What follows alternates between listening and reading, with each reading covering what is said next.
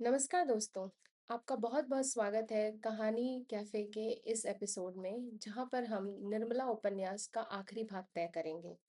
आपने भाग 1 में देखा कि एक लड़की की ज़िंदगी का फैसला हुआ, बिना उससे पूछे, बिना उसकी मर्ज़ी के। भाग 2 में हमने देखा एक घर का संदेह था, जो उत्पन्न हुआ बिना किसी की गलती के, एक पति के दिल में उसका संदेह, उसके अपने बेटे पर, उसकी अपनी पत्नी पर। और अब भाग 3 में वो सब होगा जो नहीं होना चाहिए था। वो सच सामने आएगा जो किसी को नहीं देखना था और निर्मला वो अंत तक लड़ेगी, खामोशी से और अपने तरीके से। 6 महीने बाद मनसाराम के कॉलेज से एक खत आया। उसकी तबीयत खराब थी, बहुत ज़्यादा खराब। तोताराम ने पत्र पढ़ते हुए काँपती आवाज़ में बोला, मनसाराम को टीबी हो गया है। इसमें लिखा है आप जल्द आएँ। और एक बहुत बड़ा सन्नाटा हो गया। निर्मला वहीं खड़ी थी मनसाराम के बगल में। उसने निर्मला का चेहरा देखा और आगे बढ़ गए। निर्मला ने पूछा क्या हुआ? तोताराम ने रुक कर कहा मनसाराम और फिर वो वाक्य पूरा भी नहीं कर पाए। तोताराम टूट गए थे। वो आदमी जो अपने बेटे को घर से इसलिए निकाल दिया कि वो खतरा था, आज उसी बेटे के लिए बिखर गया था।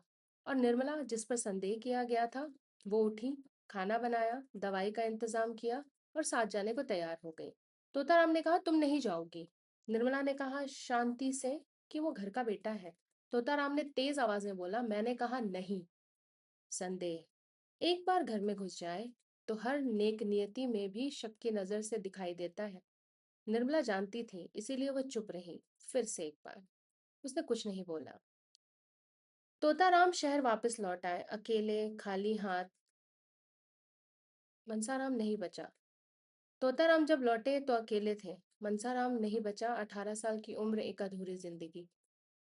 तोताराम अपने अपने कुर्सी पर बैठे। निर्मला आई, उसने एक गिलास का पानी दिया तोताराम को। उन्होंने पानी की तरफ देखा, फिर उसकी तरफ देखा और उनकी आंखें ऐसे खोखली सी हो गई। तोताराम ने टूटी आवाज में बोला मैंने उसे निकाला था इस घर से। निर्मला ने बहुत धीमे से उनसे बोला आपने उसे पढ़ाई के लिए भेजा था। तोताराम ने कहा नहीं, मैं जानता हूं मैंने क्यों भेजा था। और एक लंबा सन्नाटा दोनों के बीच आ गया। तोताराम ने कहा क्या उसने कभी तुमसे कुछ कहा था ऐसा जो नहीं होना चाहिए था? निर्मला ने सीधे उनकी आंखों में देखते हुए कहा नहीं, कभी नहीं।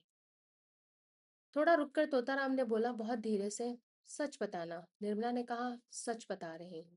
और वो टूट गए। पहली बार वो रोए। निर्मला वहीं खड़ी थी, असहज सी, थोड़ी सी दूर, बट बस खड़ी थी। उस रात तोताराम को पहली बार समझ आया कि उसने एक बेकसूर लड़की पर शक किया, एक बेकसूर बेटे को घर से निकाला था और दोनों को खो दिया था। पछतावा एक अजीब चीज है ना। वो आता है पर वापस कुछ नहीं लाता। धीरे धीरे महीने बीतते चले गए और हवेली दिन ब दिन और गहरी होती चली गई। निर्मला बहुत दुबली और बहुत ज्यादा बीमार रहने लगी। मनसाराम की मौत के बाद घर में एक अजीब सा खालीपन था। तोताराम का मन टूटा रहता, सियाराम दूर हो गया। जियाराम छोटा था, वो उतना समझता नहीं था और निर्मला वो सबका बोझ उठाते उठाते खुद बहुत कमजोर पड़ने लगी। निर्मला एक दिन खांस रही थी रात में और उसने देखा तोताराम को आते हुए। तोताराम ने चिंतित स्वर में कहा खांसी क्यों आ रही है, वैद्य को बुलाऊं? निर्मला ने कहा नहीं, बस मौसम की वजह से है, ठीक हो जाएगा। अगले दिन प्रेमचंद जी ने लिखा था जो दूसरों के लिए जीते हैं वो अपना जीना भूल जाते हैं। निर्मला भूल गई थी कि कब उसने आखिरी बात खुद के लिए सोचा था, उसको याद ही नहीं था। अब यहाँ पर उसकी माँ आती है निर्मला से मिलने, बिना बताए। निर्मला उन्हें देखती है और शॉक हो जाती है, बहुत ज्यादा घबरा जाती है उन्हें देखकर। और घबरा कर कल्याणी उनसे पूछती है निर्मला से, निर्मला तू कितनी दुबली हो गई है, खाती नहीं, सोती नहीं? निर्मला ने हल्की हंसी में बोला अम्मा घर का काम है, ऐसे ही होता है। कल्याणी ने आंखें भरकर कहा यह घर का काम है या? निर्मला ने हाथ थाम कर बोला अम्मा रो मत, मैं ठीक हूँ। कल्याणी ने पूरी हवेली की तरफ देखा, बहुत बड़ी हवेली पर ठंडी, सुंदर बहुत, पर सन्नाटा। फिर उसने अपनी बेटी को देखा, बहुत छोटी सी बेटी, पतली दुबली और अपने ही उम्र से कहीं ज्यादा बूढ़ी दिख रही थी। कल्याणी ने टूटी हुई आवाज में बोला मुझे माफ कर देना बेटा। निर्मला ने कहा किस बात की माफी? कल्याणी ने कहा उसी दिन की जब हमने तेरा फैसला तुझसे बिना पूछे कर दिया था। और एक लंबा सन्नाटा दोनों के बीच उत्पन्न हो जाता है। निर्मला ने बहुत शांत, बहुत गहरी आवाज में कहा, अम्मा अगर मुझसे पूछा होता तो मैं क्या कह सकती थी? नहीं। और फिर दहेज कहाँ से आता? बाबूजी को कैसे देखती जब वो परेशान होते? तुम्हें कैसे देखती? मैं खुद राजी हुई थी, याद है आपको? कल्याणी ने रोते हुए कहा, हाँ। निर्मला ने कहा, तो माफी किस बात की? रुककर माँ ने कहा, माँ रुककर निर्मला ने कहा, माफी मत मांगो, बस कभी कभी आ जाया करो मुझसे मिलने। उस दिन माँ और बेटी दोनों बहुत रोई, पर एक ने आंसू दिखाए और दूसरे ने अंदर रखे। निर्मला ने अपने आंसू तक नहीं दिखाए क्योंकि वो कमजोर नहीं पड़ सकती थी। वैद आए, उन्होंने देखा और तोताराम से अकेले में बोले, निर्मला बहुत कमजोर हो गई है अंदर से, शरीर की दवाई दे सकता हूँ पर जो दर्द मन में है उसकी दवाई मेरे पास नहीं है। तोताराम अकेले बैठे हुए थे, पहली बार उन्होंने हर चीज को बहुत साफ दृष्टि से देखने की कोशिश की। तोताराम निर्मला के पास आए, उन्होंने बोला, निर्मला मुझे बताओ, तुम्हें यहाँ अच्छा नहीं लगता? निर्मला ने कहा मुस्कुराकर, अरे ये तो मेरा घर है। तोताराम ने कहा, तो मैंने तुम पर शक किया था। निर्मला ने बोला, आप इंसान ही तो हैं। तोताराम ने कहा, पर मैं गलत था। निर्मला ने बोला, थोड़ा सा रुक कर, हाँ थे तो। फिर धीमे से बोला, पर अब मत रहिए। तोताराम ने उसकी तरफ देखा, जवान लड़की जिसने अपना पूरी जिंदगी उसके उनके बच्चे और उनके ऊपर न्यौछावर कर दी। तोताराम ने कहा, मैं चाहता हूँ तुम खुश रहो। निर्मला ने आसमान देखते हुए कहा, खुश रहना सीखना पड़ता है और मैं सीख रही हूँ। और यही था निर्मला का सबसे बड़ा सबक। वो टूटी नहीं, वो झुकी जरूर पर टूटी नहीं।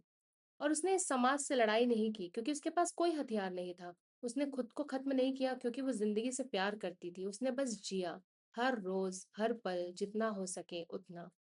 कमजोर नहीं थी कि वो अपनी जिंदगी के साथ कोई खिलवाड़ करे या अपनी जान ले ले। उसने हर पल को बहुत ही बहादुरी से जिया। बसंत ऋतु लौटी।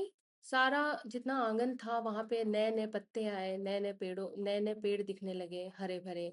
जिया राम अपना होमवर्क कर रहा है और निर्मला उसी के बगल में बैठ के उसकी मदद कर रही है। जिंदगी रुकती नहीं, मौसम बदलते हैं, पत्ते झड़ते हैं और फिर आते हैं। जिया राम बड़ा हो रहा था, तोता राम थोड़े शांत हो गए थे और निर्मला वो अब भी वही थी, वही आंखें, वही चमक, बस थोड़ी गहरी हो गई थी। जियाराम ने बोला, माँ यह सवाल समझ नहीं आया। निर्मला ने उसकी तरफ देखा, थोड़ा सा मुस्कुराई और फिर बोला, निर्मला लाओ मैं देखती हूँ।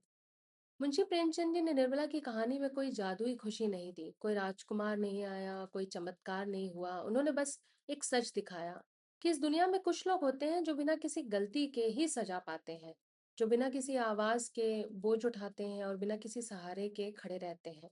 वो हीरो नहीं होते, वो बस इंसान होते हैं, असली इंसान। निर्मला एक ऐसी ही इंसान थी। दोस्तों, ये 3 हिस्से में हमने जो कहानी सुनी, यह मुंशी प्रेमचंद जी के निर्मला की भावना से प्रेरित थी। उनकी कलम ने जो लिखा वो आज भी उतना ही सच है। हम सोचते हैं ये तो पुराने जमाने की बात है, पर क्या सच में बदला है? आज भी कितनी निर्मलाएं हैं जिनसे पूछा नहीं जाता, जिन पर शक किया जाता है और जो चुपचाप सब सह लेती हैं। उनसे बिना पूछे वो उनकी शादी कर दी जाती है, बिना कुछ जाने समझे उन पर बिना बात के शक किया जाता है, और उसका जो रूप है वो कितना भयानक हो सकता है वो आजकल आप देख ही रहे हैं। और वो सब चुपचाप सह भी लेती हैं, समाज के नाम पर, अपने माँ बाप की इज्जत के नाम पर, अपनी खुद की इज्जत के नाम पर, बच्चों के नाम पर। अच्छा, आप कमेंट में मुझे बताइएगा, इस पूरी कहानी में आपको सबसे ज्यादा किस बात ने छुआ? अगर ये सीरीज आपको अच्छी लगी तो प्लीज लाइक करें और चैनल को सब्सक्राइब करें और इसे उन लोगों के साथ भी शेयर करें जो अच्छी कहानियों की कदर करते हैं। तो मिलते हैं अगली कहानी में। तब तक आप अपना बहुत ख्याल रखिएगा और मेरा इंतजार करिएगा। तब तक के लिए जय हिंद।